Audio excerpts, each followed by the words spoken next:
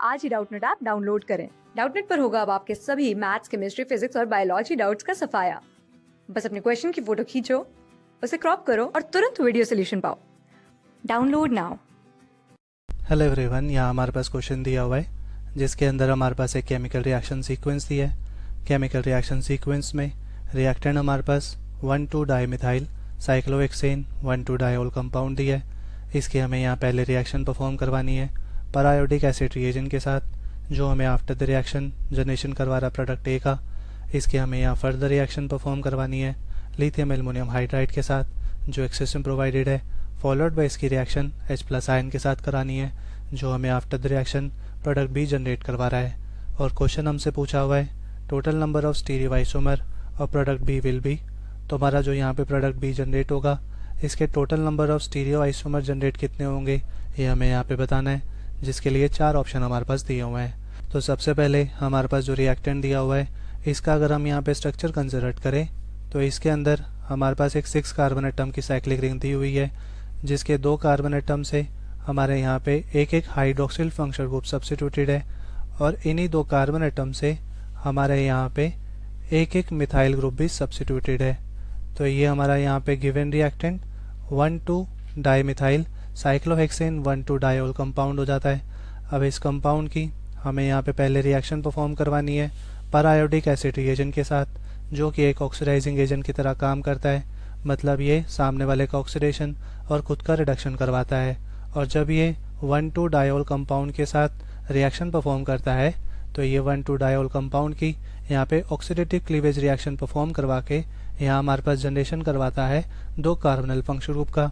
मतलब इस कंपाउंड के अंदर हमारा ये जो बॉन्ड होता है वो यहाँ पे टूट जाता है और इसकी जगह पे 2 कार्बोनिल फंक्शनल ग्रुप जनरेट हो जाते हैं। और इस कंपाउंड के अंदर हमारे जो दोनों हाइड्रोक्सिल फंक्शनल ग्रुप है, जिस कार्बन एटम के साथ इस समय अटैच है, वो यहाँ पे 2 कार्बन एटम के साथ सब्स्टिट्यूटेड है। इस वजह से इस केस के अंदर हमारा जो कार्बोनिल फंक्शनल ग्रुप जनरेट होता है वो एक कीटोनिक फंक्शनल ग्रुप होता है।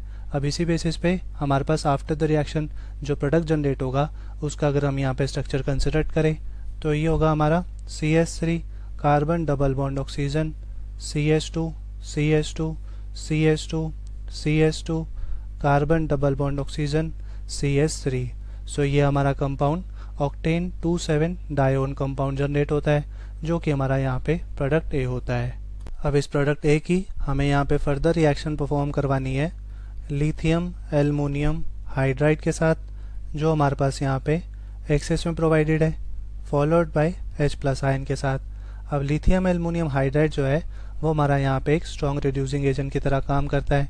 मतलब ये सामने वाले का रिडक्शन और खुद का ऑक्सीडेशन करवाता है। और हमारा जो प्रोडक्ट ए जनरेट हुआ है, इसके अंदर हमारे पास 2 कार्बोनिल फंक्शनल ग्रुप प्रेजेंट है, और कार्बोनिल फंक्शनल ग्रुप जब lithium aluminium hydride reducing agent के साथ रिएक्शन करते हैं तो ये यहाँ पे अल्कोहलिक फंक्शनल ग्रुप के अंदर रिड्यूस हो जाते हैं। और क्योंकि हमारे पास यहाँ पे लिथियम एल्युमिनियम हाइड्राइड एक्सेस में प्रोवाइडेड है, इस वजह से जब यहाँ पे हमारा ऑक्टेन 27 डायोन कंपाउंड रिएक्शन करेगा लिथियम एल्युमिनियम हाइड्राइड के साथ फॉलोड बाय H+ आयन के साथ, तो ये हमें आफ्टर द रिएक्शन यहाँ जनरेशन करवाएगा ऑक्टेन 27 डायोल कंपाउंड का, जिसका अगर हम यहाँ पे स्ट्रक्चर कंसिडर करें तो ये होगा हमारा CH3 carbon hydroxyl group hydrogen CH2 CH2 CH2 CH2 carbon hydroxyl hydrogen, साथ में ये हमारा CH3। सो ये हमारा compound octane 27 diol compound generate होता है, जो कि हमारा यहाँ पे प्रोडक्ट बी हो जाता है। और क्वेश्चन के अकॉर्डिंग हमारा जो प्रोडक्ट बी जनरेट होगा, उसके हमें यहाँ पे total number of stereo isomer बताने हैं। तो स्टीरियो आइसोमर के लिए हमारा जो प्रोडक्ट जनरेट हुआ है, उसका अगर हम यहाँ पे स्ट्रक्चर कंसिडर करें तो इसके अंदर ये कार्बन एटम और ये कार्बन एटम हमारा एक साइड से हाइड्रोक्सिल, एक साइड से मिथाइल, एक साइड से हाइड्रोजन और एक साइड से CH2 ग्रुप के साथ सब्स्टिट्यूटेड है। इसका मतलब ये दोनों कार्बन एटम जो है वो हमारे चारों साइड से 4 डिफरेंट फंक्शनल ग्रुप के साथ सब्स्टिट्यूटेड है। और जब कभी भी किसी कंपाउंड के अंदर अगर एक कार्बन एटम 4 साइड से 4 डिफरेंट फंक्शनल ग्रुप के साथ सब्स्टिट्यूटेड होता है, तब हमारा वो जो कार्बन एटम होता है वो एक कायरल कार्बन एटम होता है। इसका मतलब इस कंपाउंड के अंदर हमारे ये जो दोनों कार्बन एटम है वो एक कायरल कार्बन एटम होते हैं। और जब कभी भी किसी कंपाउंड के अंदर हमारे पास कायरल कार्बन एटम प्रेजेंट हो, उसके अंदर हमें यहाँ पे नंबर ऑफ स्टीरियो आइसोमर निकालने हो तो इसके लिए हम यहाँ पे general formula 2 to the power n use करते हैं, जिसके बेसिस पे हमारे पास यहाँ पे नंबर ऑफ स्टीरियो आइसोमर हमें यहाँ पे पता चल जाते हैं। अब इसके अंदर हमारे पास यहाँ पे कायरल कार्बन एटम 2 है, इस वजह से n की वैल्यू यहाँ पे 2 हो जाती है। अब n की वैल्यू अगर हम यहाँ पे 2 रखेंगे तब हमारे पास नंबर ऑफ स्टीरियो आइसोमर 4 आ जाते हैं। बट इस कंपाउंड को अगर हम यहाँ पे बीच में से काटें तब इस कंपाउंड के अंदर एक प्लेन ऑफ सिमेट्री भी प्रेजेंट है। मतलब प्लेन ऑफ सिमेट्री जो है वो हमारे गिवन कंपाउंड को 2 इक्वल हाफ में काट रही है।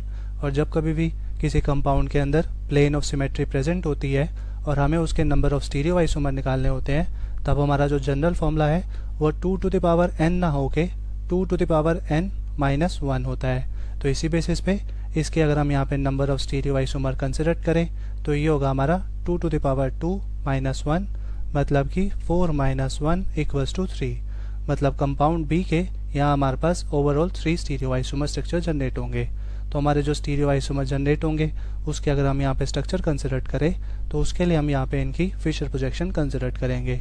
तो एक हमारा जो यहाँ पे स्टीरियो आइसोमर जनरेट होगा उसका स्ट्रक्चर कंसिडर करें तो ये हो जाता है CH3 कार्बन हाइड्रोक्सिल ग्रुप, साथ में हाइड्रोजन CH2 की 4 यूनिट कंसिडर करेंगे, साथ में हमारा ये कार्बन हाइड्रोजन हाइड्रोक्सिल ग्रुप, साथ में ये हमारा CH3।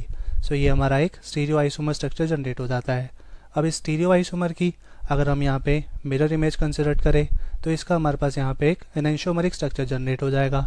एनेंशियोमर मॉलिक्यूल मतलब हमारे वो कायरल मॉलिक्यूल होते हैं जो खुद के रिस्पेक्ट में non super imposable mirror image होते हैं। अब इसकी अगर हम यहाँ पे मिरर इमेज कंसिडर करें तो इसकी मिरर इमेज हमारे यहाँ पे हो जाती है CH3 carbon hydroxyl group, hydrogen CH2 की 4 यूनिट कंसिडर करेंगे, साथ में ये हमारा कार्बन हाइड्रोजन हाइड्रोक्सिल ग्रुप, साथ में ये हमारा CH3। तो ये हमारा एक और स्टीरियो आइसोमर जनरेट हो जाता है। इसके अलावा हमारे पास यहाँ पे एक और पॉसिबिलिटी है स्टीरियो आइसोमर स्ट्रक्चर जनरेट करवाने की। उसको अगर हम यहाँ कंसिडर करें तो ये होगा हमारा CH3 carbon hydroxyl hydrogen CH2 की 4 यूनिट कंसिडर करेंगे, साथ में ये कार्बन हाइड्रोक्सिल हाइड्रोजन और ये हमारा CH3। सो ये हमारा एक और स्टीरियो आइसोमर जनरेट हो जाता है। अब इस स्टीरियो आइसोमर को अगर हम यहाँ पे बीच में से काटते तब इस कंपाउंड के अंदर हमारे यहाँ पे एक प्लेन ऑफ सिमेट्री प्रेजेंट है। मतलब कि हमारा जो प्लेन ऑफ सिमेट्री जो है वो हमारे स्टीरियो आइसोमर को 2 इक्वल हाफ में काट रही है। और जब कभी भी किसी कंपाउंड के अंदर प्लेन ऑफ सिमेट्री प्रेजेंट होती है तब हमारा जो ये स्टीरियो आइसोमर होता है वो एक मीजो कंपाउंड होता है। तो ये हमारा एक मीजो कंपाउंड है। और जैसे हमने यहाँ पे डिस्कस किया था कि इसके यहाँ हमारे पास overall 3 stereo isomer structure generate हो सकते हैं, तो ये हमारे यहाँ पे 3 स्टीरियो आइसोमर स्ट्रक्चर हो जाते हैं। तो इसका मतलब हमें क्वेश्चन के अकॉर्डिंग बताना था यहाँ पे हमारा जो प्रोडक्ट बी जनरेट होगा उसके यहाँ पे कितने total number of stereo isomer generate होंगे। तो total number of stereo isomer यहाँ पे 3 हैं जो कि ऑप्शन नंबर 2 के अंदर प्रेजेंट है। इस वजह से ऑप्शन नंबर 2 हमारा यहाँ पे करेक्ट होगा और बाकी ऑप्शन हमारे यहाँ पे गलत हो जाते हैं। So option 2 is correct for this question. Thank you, hope you like it. Class 6 से 12 से लेके नीट, IIT, JEE मेंस और एडवांस के लेवल तक 10 मिलियन से ज्यादा स्टूडेंट्स का भरोसा। आज ही डाउनलोड करें डाउटनेट ऐप या व्हाट्सएप कीजिए अपने डाउट्स 8400 400 400 पर।